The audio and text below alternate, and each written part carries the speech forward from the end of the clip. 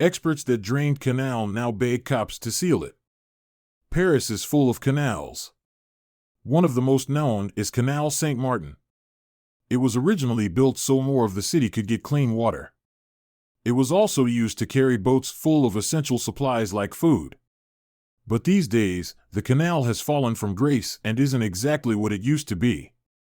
He noticed over the years that a lot of people disrespected the canal. They would throw away their waste as if it was a trash can.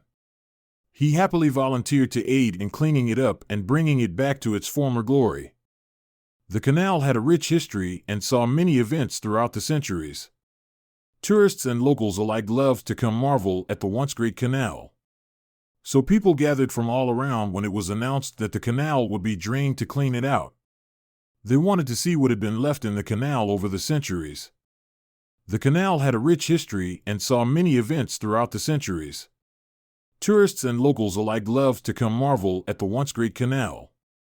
So people gathered from all around when it was announced that the canal would be drained to clean it out. They wanted to see what had been left in the canal over the centuries.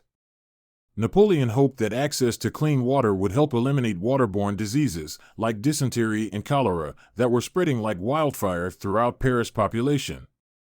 When the canal was completed, it encircled 3 miles of Paris, so it was also used to transport food and building supplies to the area's residents. Within the next 2 decades, 2 more canals like Saint-Martin were built with the same purpose in mind. Their predecessor had been so successful that the Canal de l'Ourcq and the Canal Saint-Denis were built. Of the 3 canals, Saint-Martin is the most notorious. It flowed silently underground from the Place de la Bastille to the Bassin de l'Arsenal, a place heavily associated with the French Revolution. Today, wealthy young Parisians are often spotted gathered on the bank or inside popular cafes, while tourists prefer to visit bridges and other landmarks for sightseeing and photo opportunities. The infamous canal serves not only as a tourist hotspot but also as a place for locals to relax. Bernard is one such local. Over the years, Bernard had often sat by the canal enjoying coffee with his family. But now he was in a waterproof suit with a hose in his hand, ready for the job to start. The work started early, at around 6 in the morning. The whole operation to start draining the infamous canal had gone well so far. But that would soon change. Paris, the city of lights, was actually hiding many secrets in the dark waters of the notorious canal. In fact, some items at the bottom of Canal Saint-Martin were so bizarre that they jarred Parisians into watching the spectacle unfold from the banks. Throngs of people stood rapt as the draining operation was underway. Of course, no one expected what they found. When the canal was drained for the very first time back in 2001, over 40 tons of waste was removed from the water. But the strangest and most historical finds were gold bullets and bombshells from World War I. Stranger still was an automobile from the era that was lifted off the sandy bottom as onlookers watched in suspense. The water kept being drained until it was only 50 centimeters high. Now the workers, including Bernard, leaped down into the knee-high water cleanup by hand. He put on his gloves, grabbed his net, and waded deeper into the water. It was brown and murky. He didn't like this. He heard a voice in his mind screaming that something was wrong. The net he trawled the water with instantly caught resistance as old trash filled it to the brim. He made the mistake of looking at the net and almost vomited in disgust. He walked over to the huge trash cans to dump the net's worth of trash inside. But before he got there, he tripped on something in the water and looked back as the surface split into 2. The man grabbed his net and cleared some of the trash away. What came into view left them both in a state of turmoil.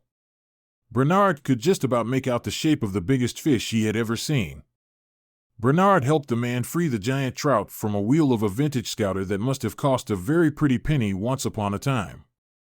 They then scooped up the beast in a net and transferred it to a more suitable habitat. It was just the first of many rescues that day. Bernard and his team fished out more than 5 tons of carp, trout, and bream and removed more than 40 tons of waste from the water. But that's not all. Paris had to shell out more than $10 million to execute this much-needed cleaning operation. But with the amount of tourist attraction and property development the canal attracts, it's important to keep it from falling into despair. An unkempt canal can negatively affect tourist attractions and property pricing around the area. As for Bernard, he had other worries. "That's Paris for you." "It's filthy," Bernard sighed. "What's more, it appears to only be getting worse." Bernard and authorities now know they are dealing with a waste crisis when it comes to the canal. "The last time the canal drained, I don't remember seeing so much rubbish in it. I despair. The youth are using it as a dustbin." Even more strange, a pair of motorcycles were also found as the waters continued to drop. How did such expensive pieces of transportation end up dumped in the canal? The truth may never be known. But the findings get weirder. While much of the rubbish revealed at the bottom of the canal was of the sort that you might expect, some definitely wasn't. Using the publicity of the draining project, Paris Deputy Mayor Celia Blauel encouraged the populace to stop using the canal as a dump. "If everyone mucks in and avoids throwing anything into the water, we might be able to swim in the canal in a few years," she said in an interview. Given the canal's significance, there's a good argument to be made for keeping it clean. After the recovery of these items that could have otherwise remained in oblivion, it is quite unfortunate that Parisians and other migrants had to dig deep into their pockets to pay for homes along the canal's vicinity. The Canal Saint-Martin has been a huge part of the Parisian culture from the beginning. It has served as an inspiration for many artists, such as Impressionist painter Alfred Sisley, whose works can be admired at the Orsay Museum. It's been featured in many movies, including the highly acclaimed Amélie. Today, the canal hosts many elaborate works of graffiti as well as a large multimedia art space at 104 Rue d'Aubervilliers.